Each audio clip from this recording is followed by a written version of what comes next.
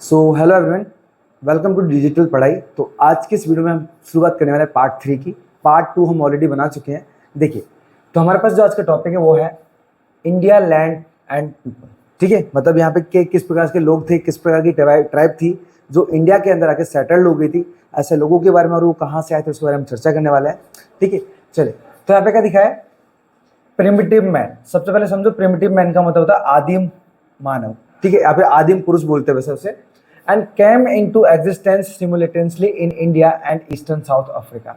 तो कहने का मतलब ये कि यहाँ पे जो फॉरेनर चीज हो, या फिर बोल सकते हैं हमारे पास कि जो आदिम मनुष्य थे वो इंडिया और ईस्टर्न साउथ अफ्रीका के अंदर आके बस गए। अब रीजन क्या था उसके पीछे, उसके बारे में चर्चा करते हैं। तब लिखा है मैस्मराइज्ड bye varied and prosperous heritage, many foreign tribes came to India and consequently the remains of all tribes are found here। तो कहने का मतलब ये कि यहाँ की जो विरासत थी, यहाँ का जो कल्चर था, उसको देख के ये लोग चकाचौंध होके इंडिया के अंदर आए और यहीं पे आकर सेटल हो गए।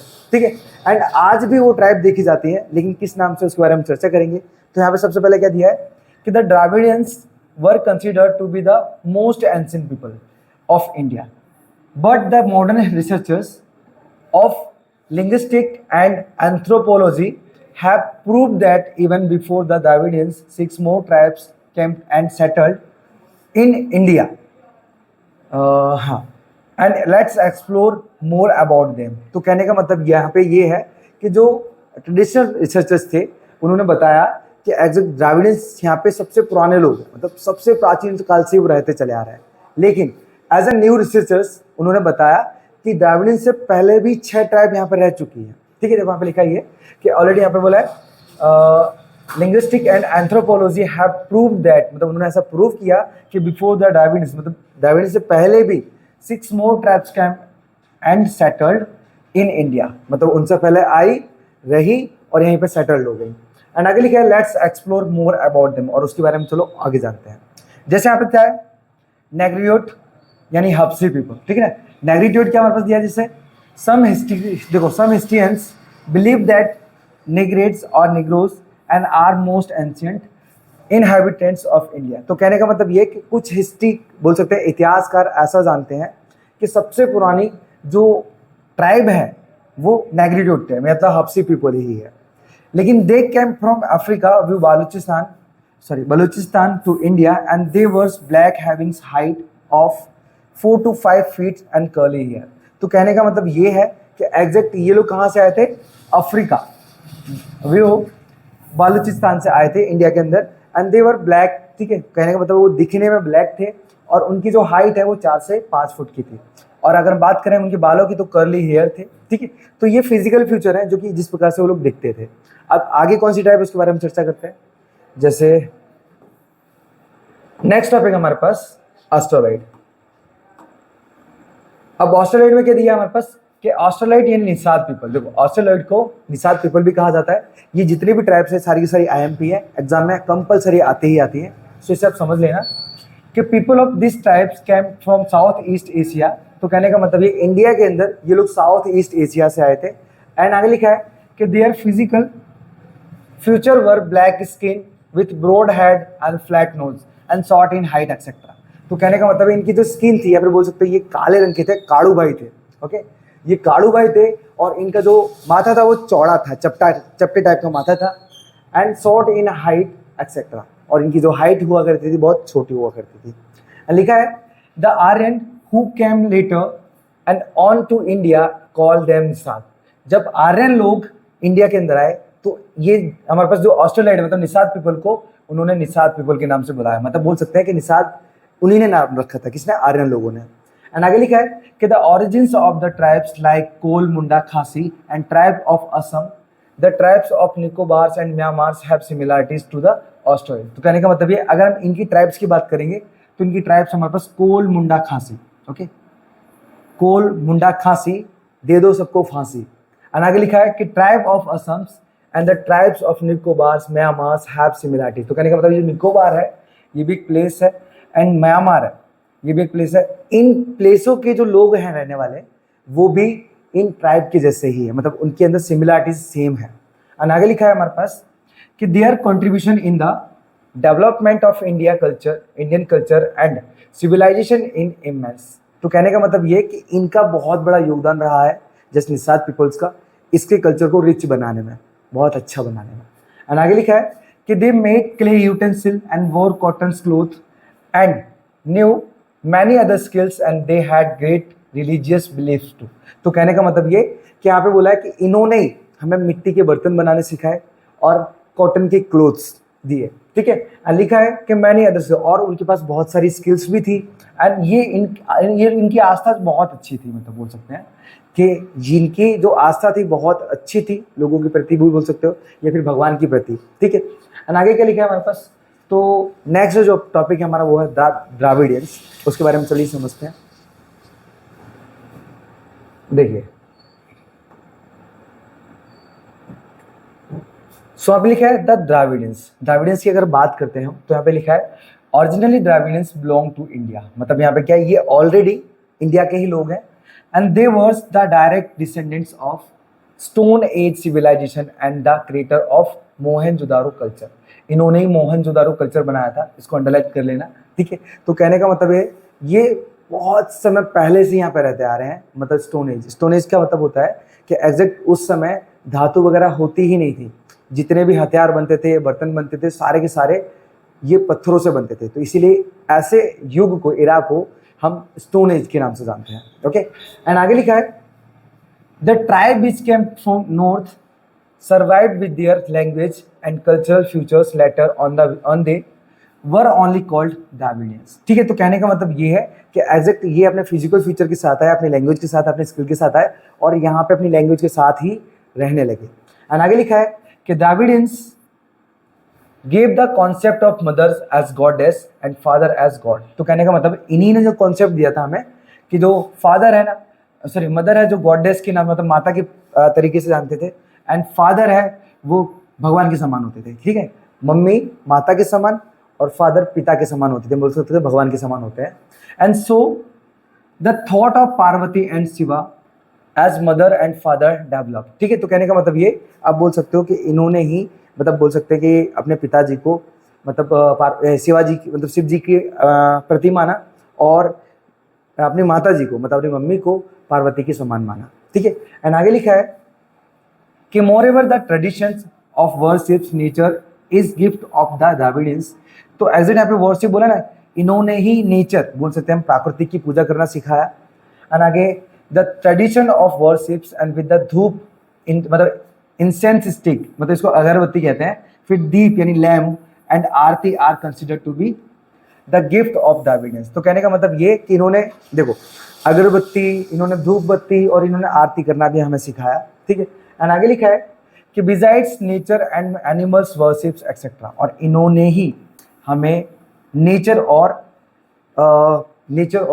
एनिमल्स के प्रति बोल सकते हैं कि हम पूजा पाठ करना सिखाया। अब देखते हो कि हम गाय को पूजते हैं, तो ये इन्हीं की ही देन है, किसकी, द्राविडियंस की। एंड आगे दिया है कि are their great futures and original deities of Dravidians have been accepted by Aryans and were re-stabilized by them and as god of culture and with the pace of time, ठीक है। तो कहने का मतलब ये कि यहाँ पे जो आर्यंस जब आए थे तो इन्होंने क्या किया था, द्राविडियंस के कल्चर को वापस से रीस्टेबलाइज किया था, मतलब पुनः स्थापित किया था। एंड आगे दिया हमारे पास कि under the tremendous influence of north and the Aryans culture was deeply internalised by the Dravidians, ठीक है। तो कहने का मतलब ये कि यहाँ पे जो कुछ कल्चर है आर्यंस लोगों का, वो भी द्राविडियंस लोगों की देन है, ठीक है। एंड आगे दिखा है हमारे पास कि hence intercaste marriage took place. Intercaste marriage का मतलब होता है लोग अपनी ही जाति में मतलब शादी करते हैं, ठीक है। तो ये भी कॉन्सेप्ट इन्होंने ही दिया था। एंड आगे लिखा है कि द्राविडियंस हैड मैट्रियार्चल सिस्टम्स ऑफ फैमिली। अब देखते हो, देखो मैट्रियार्चल बहुत इंपॉर्टेंट टॉपिक है। अगर बाई चांस ऐसा मतलब आता है ऐसा वर्ड, तो मैट्रियार्चल का मतलब होता है कि हमें मतलब हम क्या करते हैं, हम आपने देखा होगा कि हम घर में सबसे बड़ा जो पद होता है ना, वो हम मम्मी को देते हैं, ठीक है। तो ये आज से ही मतलब जो लेडीज राज नहीं कर रही हैं, वो पुराने समय से ही मतलब घर के अंदर राज करती हैं, ठीक है। एज ए मैट्रियार्चल का मतलब है कि मम्मी को सबसे बड़ा मुखिया माना जाता था, बरोबर, पहले के समय में भी। एंड आगे दिया है कि Dravidians progress as a lot in different crafts and arts like buildings of boats and craft weaving, spinnings and dyeing etc. तो कहने का मतलब है कि ये और भी सारी स्किल्स जानते थे।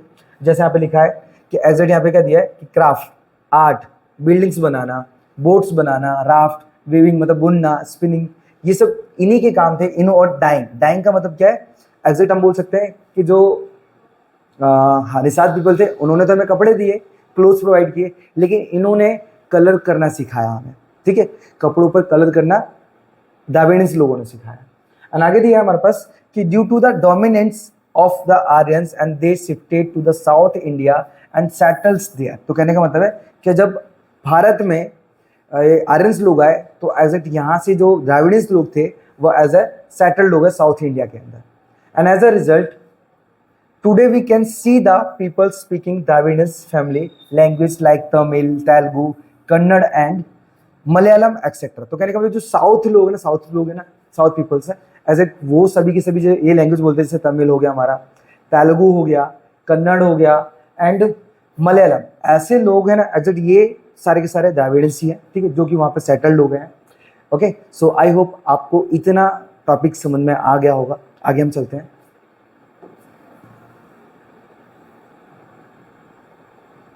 ओके,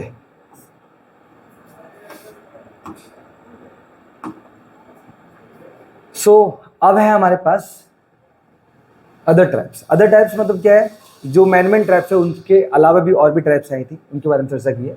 जैसे बोला है apart from above Mongoloids, Alpines, Dinarics and Armenoids tribes were also there in India. तो कहने का मतलब ये जो हमारे पास मोंगलोइड हो गया, अल्पाइन हो गया, दिनारिक हो गया, आर्मेनोइड हो गया, ये सारी ट्राइब्स भी यहाँ आ चुकी है।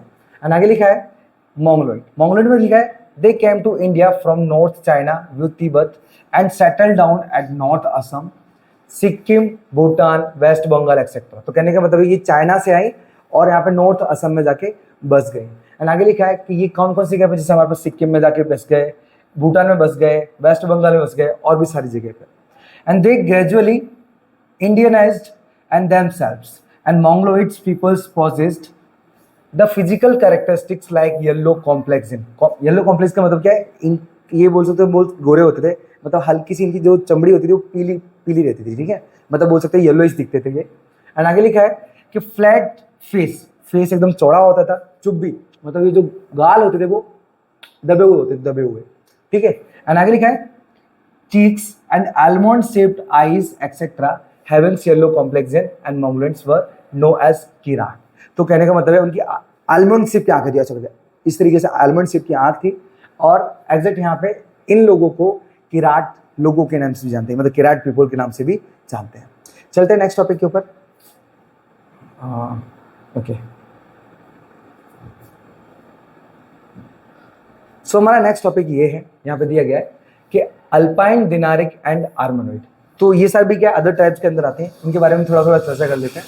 जैसे यहाँ पे लिखा हुआ है कि these peoples migrated from Central Asia, मतलब कहने का मतलब सेंट्रल एशिया से आए, and all these three tribes have similarities and the origins यानी genes of these tribes are found in large number in Gujarat, Saurashtra, Maharashtra, Bengals and Odisha and formerly known as Odisha. तो कहने का मतलब ये कि एग्जैक्ट यहाँ पे बोला गया है कि इनके जो जीन्स हैं वो आपस में मिलते जुलते थे, ठीक है, इनके कैरेक्टरिस्टिक्स मिलते जुलते थे, जैसे हमारे पास लिखा है। और ये बहुत ज़्यादा नंबर में, जैसे बोल सकते हैं बहुत ज़्यादा संख्या में गुजरात के अंदर, सौराष्ट्र के अंदर, महाराष्ट्र के अंदर, बंगाल के अंदर, ओडिशा के अंदर हमें देखने को मिल जाते हैं, ठीक है। एंड आगे लिखा है हमारे पास द आर्यंस, ये है हमारे पास मैन, एक तो द द्राविडियंस और आर्यंस, ये हमारे मुख्य हैं, ठीक है। अगर आपको इनके क्वेश्चन आंसर समझना है तो आप वो कमेंट कर देना क्वेश्चन आंसर, या फिर जो भी नेक्स्ट चैप्टर मतलब आपको समझना है, तो इस हिसाब से मैं क्या करूँगा, जल्दी से जल्दी वो चैप्टर आपको एक्सप्लेन करने की कोशिश करूँगा, मतलब कुछ ही समय में। एंड आगे लिखा है देखो हमारे पास द आर्यंस। आर्यंस का क्या बोला है, the Nordic Aryans were the creators of Aryan civilization in India. इन्होंने आर्यन सिविलाइजेशन की भी खोज की है, मतलब बोल सकते हैं कि इन्होंने बनाया है। एंड आगे लिखा है कि हिंदस वर called Aryans in the ancient times and the area where they were densely populated was called Aryavart. तो कहने का मतलब ये है कि जहाँ पे इनकी संख्या, जनसंख्या बहुत ज़्यादा होती थी, ऐसी जगह को इसे आर्यवर्त कहा जाता था, ठीक है, आर्यवर्त। एंड आगे लिखा है कि as 7 rivers were flowing over there and that regions was named as सप्त सिंधु। तो जिस जगह पे ये लोग रहते थे उधर 7 नदियां कुल मिला के बहती थी और इसी वजह से उस जगह का नाम भी सप्त सिंधु रखा गया, ठीक है। एंड आगे लिखा है इन ancient times the first Aryans populations was concentrated in north west. तो कहने का मतलब है कि सबसे ज्यादा जो लोग हैं वो नॉर्थ वेस्ट साइड रहते थे। And the area of Aryavarta was extended up to Mithila, मतलब बोले तो बिहार से लेके यहाँ पे साउथ सेपरेट मतलब स्प्रेड अप टू विंध्याचल, मतलब बोल सकते हैं कि बिहार से लेके विंध्याचल तक इनकी जो पॉपुलेशन है बहुत ज्यादा फैली हुई थी। एंड लिखा है during the post Vedic periods they were more advance peoples than any other contemporary tribes. तो कहने का मतलब ये कि एग्जैक्ट इनको स्किल के अंदर ना बहुत ज़्यादा ही ज्ञान था, सारी ट्राइब से ये बहुत ज़्यादा एडवांस थी, ठीक है। अब एडवांस कैसी थी उसके बारे में जानते हैं। So this vast lands was recognized with the various and named as Bharat Bhumi, Bharat Khand and Bharatvarsh etcetera. तो ये लोग जहाँ रहते थे ऐसे अलग अलग जगहों को नाम दिया गया, भारत भूमि, भारत खंड, भारतवर्ष एंड और भी सारी चीज़ें। And after the names of the king Arya Bharat और भारत कुल ट्राइब, ठीक है। तो कहने का मतलब ये कि बाद में इनके राजा के द्वारा हम बोल सकते हैं कि आर्य भारत और भारत कुल ट्राइब, ठीक है। तो मतलब यहाँ के जो राजा थे उन्होंने मतलब नाम दिया आर्य भारत और भारत कुल ट्राइब्स, ठीक है। सो आई होप आपको इतना क्लियर हो गया हो। आगे चलते हैं।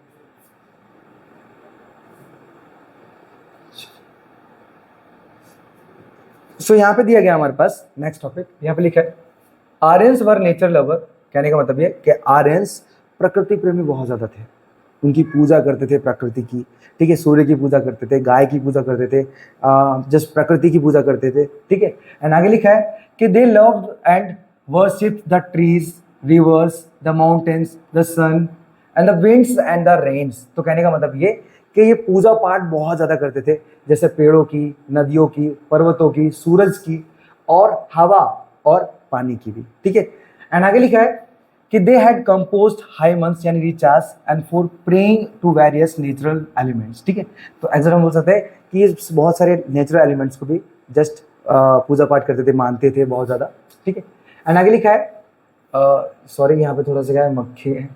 And in due course of time, some religious ceremonies like recitations of Vedas, performing yagya and other activities became prevalent in India। तो कहने का मतलब है कि इनका तो रिलीजियस मतलब धर्म में का बहुत ज़्यादा आस्था थी।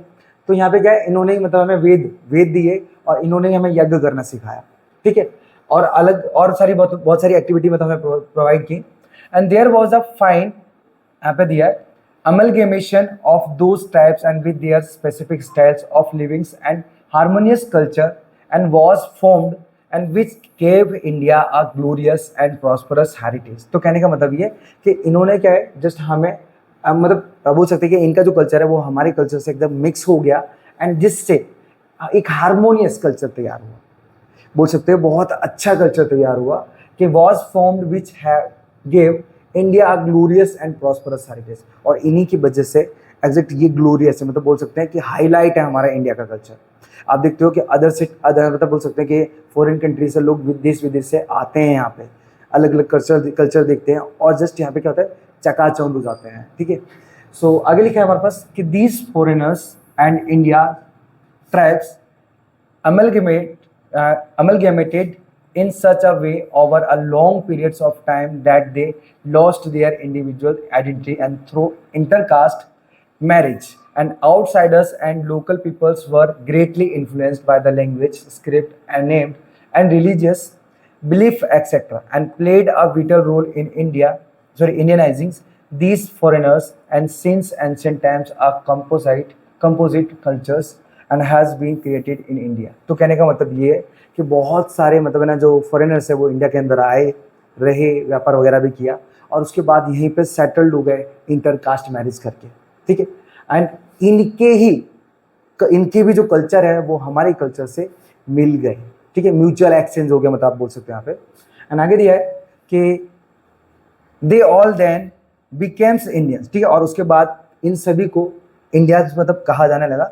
And in short in ancient India the amalgamation of various culture enriched and Indian culture by making it's variegated and prosperous. तो कहने का मतलब ये कि इन सब के जो कल्चर है वो एमलगेमेशन मतलब बोल सकते हैं मिक्स हो गए, और उसके बाद हमारा जो कल्चर है वो और ज़्यादा रिच हो गया, और ज़्यादा बढ़ गया, और इसी वजह से यहाँ का जो कल्चर है वो बहुत ही ज़्यादा प्रॉस्परस है, समृद्ध है, समृद्ध है, बराबर। तो कहने का मतलब ये बहुत ज़्यादा अच्छा हो गया। अब आगे चलते हैं हमारे पास। सो आई होप ये वाले टॉपिक्स आपको प्रॉपर तरीके से आ गए हों। चलते हैं हम आगे की तरफ। आगे क्या दिया हमारे पास?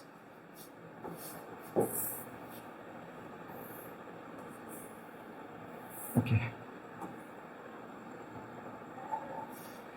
सो यहाँ पे हमारे पास दिया है प्रिवेंशन। प्रिवेंशन का मतलब होता है कि किस प्रकार से हमें यहाँ पे अपने हेरिटेज को बचाना चाहिए, उसके बारे में। सो यहाँ पे लिखा हुआ है कि each aspect of Indian heritage made India eye catching pictures and attractive. तो कहने का मतलब ये कि यहाँ का इंडिया का जो हेरिटेज, इनका जो कल्चर है ना, एग्जैक्ट यहाँ पे क्या है, खींचने जैसा है, मतलब लोगों की जो आंखें यहाँ पे खींची चली आती है, ठीक है।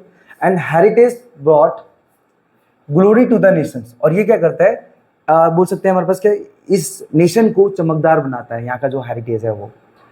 And India's attaining a leading position in the world by keeping it's heritage and protected and preserve, ठीक है। तो कहने का मतलब है कि यहाँ पे क्या है, ये इंडिया को यहाँ पे विश्व स्तर पर इसके हेरिटेज की वजह से लाया जाता है, क्योंकि जिस प्रकार से यहाँ पे इन्होंने प्रोटेक्ट किया है, प्रिजर्व किया है, उस हिसाब से क्या वो मतलब बोल सकते हैं कि एक प्रतिस्पर्धा में आ सकते हैं एज अ हेरिटेज लेवल के रूप में।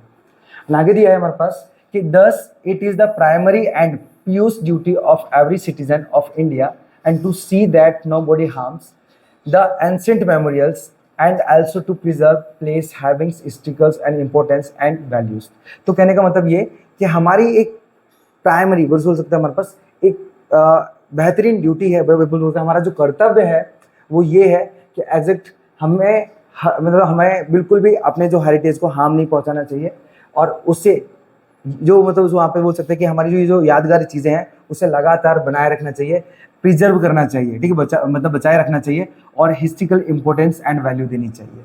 And in our constitution the fundamental duties of Indian citizens are mentioned in article 51A, ठीक है। तो कहने का मतलब ये कि एज इट हमें अपने कल्चर को बचाना चाहिए, ये हमें आर्टिकल मतलब बोल सकते हैं कि हमें कॉन्स्टिट्यूशन में भी दिया गया है, आर्टिकल नंबर 51A, जिसके अंदर 6, 7 और 9 बोल सकते हैं लाइन में हमारे पास बताया गया कि describe the following duties for preservation of our culture and heritage and they are given below. तो कहने का मतलब है कि किस प्रकार से हमें मतलब प्रिजर्व करना चाहिए, किस प्रकार की हमारी ड्यूटी है हमारी कल्चर को बचाने की, उसके बारे में बताया हुआ है। जैसे हमारे पास पहला दिया है कि to understand the importance of our harmonious culture, हमें अपने कल्चर के बारे में बहुत जानना चाहिए, इंपॉर्टेंस देनी चाहिए, महत्वपूर्णता देनी चाहिए। And prosperity and the preserve it, और इसे बचाना चाहिए। And maintain the forest, tanks, reverse, ponds and the wild animals and birds along with the maintain the natural environment and so composition and for all the living creators, ठीक है, creatures बोलते हैं सबसे। तो एग्जैक्ट क्या करना चाहिए, हमें यहाँ पे इन चीज़ों को मेंटेन करना चाहिए, जैसे पॉन्ड हो गया, नदी होगी, तालाब हो गया, ये सारी चीज़ों को मेंटेन करना चाहिए, जिससे क्या है हमारा जो हेरिटेज है, हम बोल सकते हैं यहाँ पे कि हमारा जो इन्वायरमेंट है वो अच्छा और सही रह सके, ठीक है। अब बोल सकते हो कि हमें अपने इन्वायरमेंट को मेंटेन रखना चाहिए। नेक्स्ट हमारे पास दिया the protection of public property and givings of violence are also include in it. तो कहने का मतलब है कि एग्जैक्ट यहाँ पे क्या है, पब्लिक प्रॉपर्टी को प्रोटेक्शन देना चाहिए, अगर ना मिले तो हमें हिंसा तक भी करनी चाहिए अपनी हेरिटेज यानी बोल सकते हैं प्रॉपर्टी या फिर हेरिटेज को बचाने के लिए। एंड आगे दिया है कि thus natural love has created beautiful landscape and we should maintain the purity and sanctity and beauty, ठीक है। तो कहने का मतलब ये कि एग्जैक्ट हमें यहाँ पे जो लैंडस्केप वगैरह दिए गए हैं उनकी ब्यूटी बोले सर सुंदरता वगैरह उस सबको बचाए रखना चाहिए, ठीक है। एंड लास्ट टॉपिक हमारा है जो जिससे चैप्टर हमारा एंड होने वाला है, ठीक है। सो